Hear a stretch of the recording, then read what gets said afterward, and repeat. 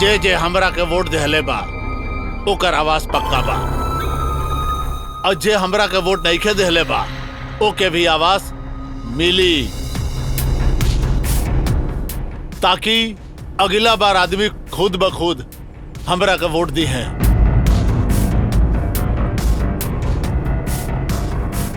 चुप गधा कहीं का। एहमे नया बात का बा? कौनो नया बात में आपके विरोध हो रहा है। अरे जेकर सत्ता रहेला ओकर हमेशा विरोध होला। अरे दीनानाथ जी प्रणाम। का हाल बा? कोनो काम से बनी? एगो नीमन लड़का खोजे तानी। रहुआ नजर में कोनो लड़का अच्छा बेटा है था हमरा की बताएब ना। लड़का? रहुआ के लड़का के का जरूरत पड़ गई? अच्छा कोनो नीमन लड़का गोद लेवे चाहता नहीं? नाना प्रधान जी, हम अपना बिटिया खातिर लड़का खोजे तानी। बियाह? केकर बियाह? रहुआ कहते गो लड़का रहल उ त मर गई, और रहुआ लगते गो विधवा बहू बा, तो रहुआ लड़का के का जरूरत पड़ गई?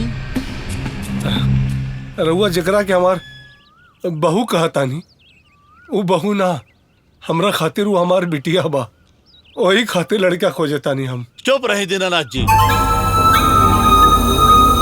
तो हर दिमाग खराब हो गई बा दीनानाथ बाबू।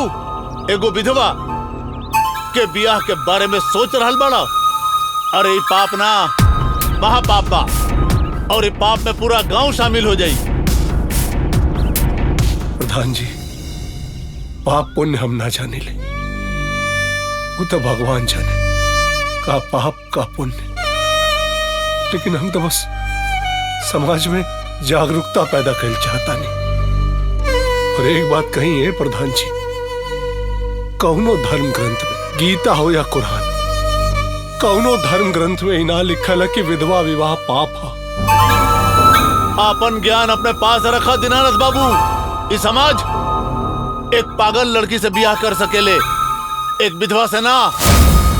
चल जा।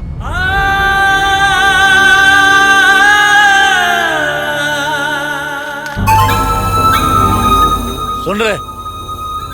बिना कथा वाले को पान लेके आओ। जी। इस दीनानाथ हमार माथा घुमा देलस।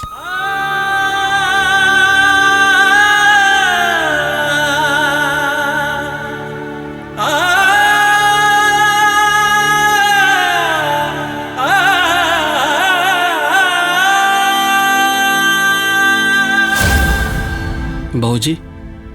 अरे बेटा राघव, बेटा आवा बैठा।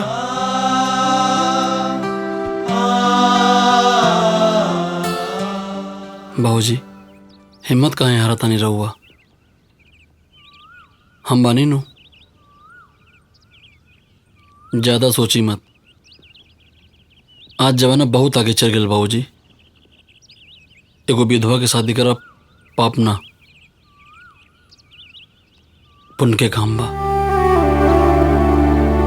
और वैसे भी बाबूजी आज के जमाना में जब कोनो आदमी समाज के खिलाफ कोनो काम करेला ना, ओकरा पहले बहुत अवहेलना झेले के पड़ेला, लेकिन जब वह आदमी अपने मकसद में कामयाब हो जाला ना, तो यह समाज होकर जय जयकार करेला। एगो बात बोली बाबूजी? बोला बेटा। हमार दिल कहा था एक बार नरेश काका से बात करी ना रहुआ, शायद और कुछ सहायता करें। सही कहा तारा बेटा, आज हम राम नरेश से बात करा। ए बेटा, जेकरे पास तोरे जैसन बेटा हो ओकर हिम्मत जमाना का तोड़ सकेला।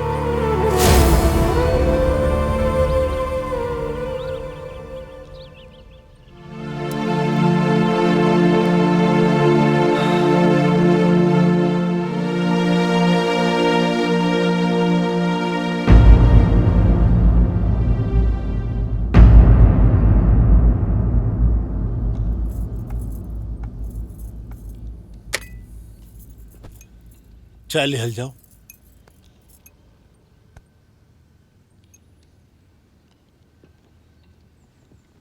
का बात बस समझे जी, बहुत परेशान लगा था नहीं? नरेश बाबू, हम रुक्मणी के लेके बहुत परेशान बानी। ओकर हालत हमरा से देखल नहीं की जात। हमारी इच्छा बा कि ओकर दूसर बियाह हो जाए। आप लोग माँ बाप बानी, आपो लोगन का अनुमति जरूरी बा।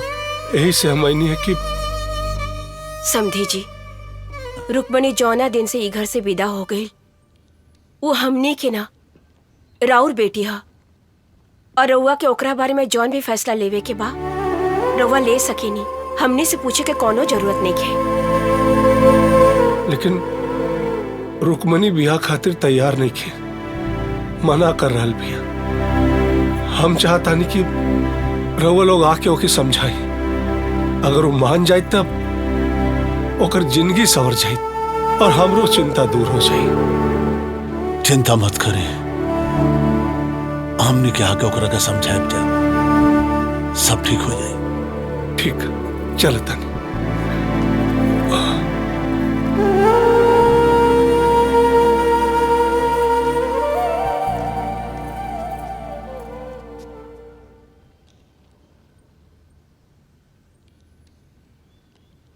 देखा तारू, एगो ससुर अपना बहू के अपना बेटी खातिर मानत अड़े, अपना बहू खातिर अपना बेटी नहीं चिंता करत अड़े। रउआ सही कहतानी जी।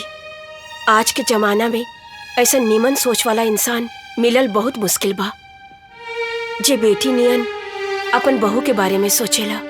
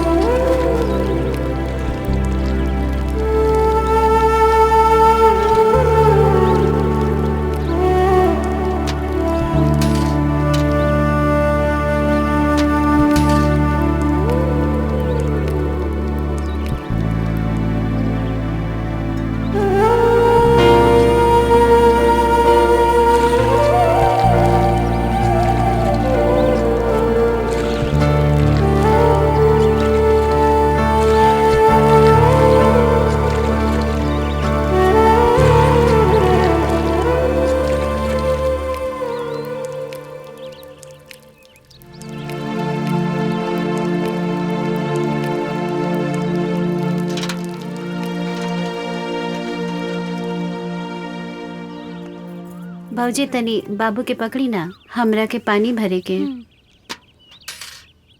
आवा जा बाबू।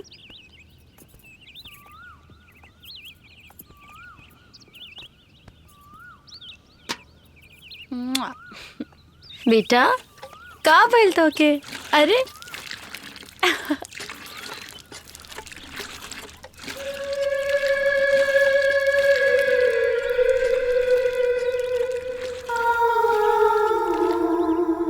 अच्छा ये बताई, पहले लड़का हुई कि लड़की? कुछ ना हुई, पहले हमें सोते था बस। अरे बताई ना, पहले लड़का हुई कि लड़के? लड़का, वो हमरे जैसा। अच्छा जी, पहले लड़की हुई। ये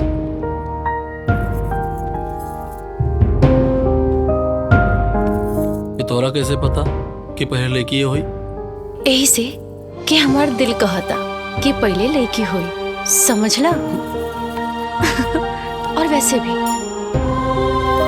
ई जे लड़की लोग होली जा ना, माई बाप के कोनो दुख सुख में बहुत सेवा करे ली जा। और हाँ, ई जे लड़का लोग बाड़न जा ना, ई तो ऐसे ही बाड़न जा, कौनो काम के ना। चुप। आउच! अरे का भइल?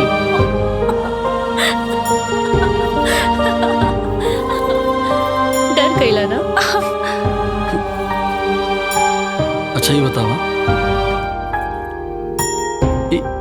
लेका लेकी बाद में हो जाए ना, अभी हमनी की उम्र का भइल बा, और वैसे भी अभी हमनी की उम्र प्यार करे के बा। अच्छा।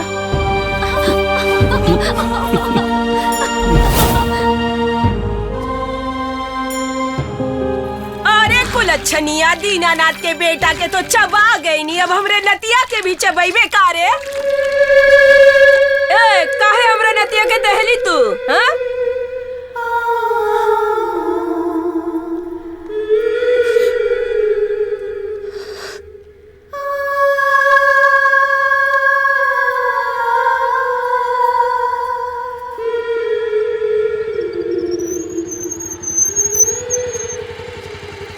उतरा।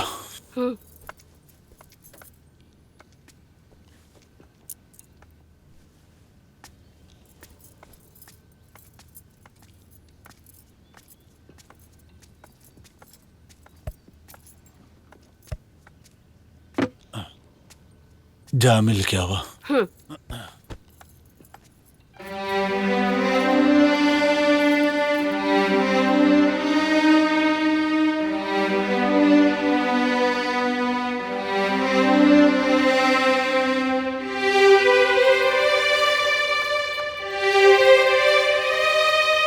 ए जी, घर में तो केहू नहीं है और दरवाजा भी खुलल बा।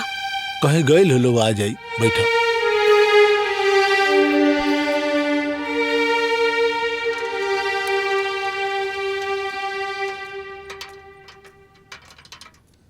कितना मजबूर बानी हम कि अपना घर का बिगड़ल नल ना बनवा पानी। जेकर औकात हमरा सामने खड़ा होके नहीं की, वो हमरा बिटिया के 4 बात सुनाए के जा रहा बा।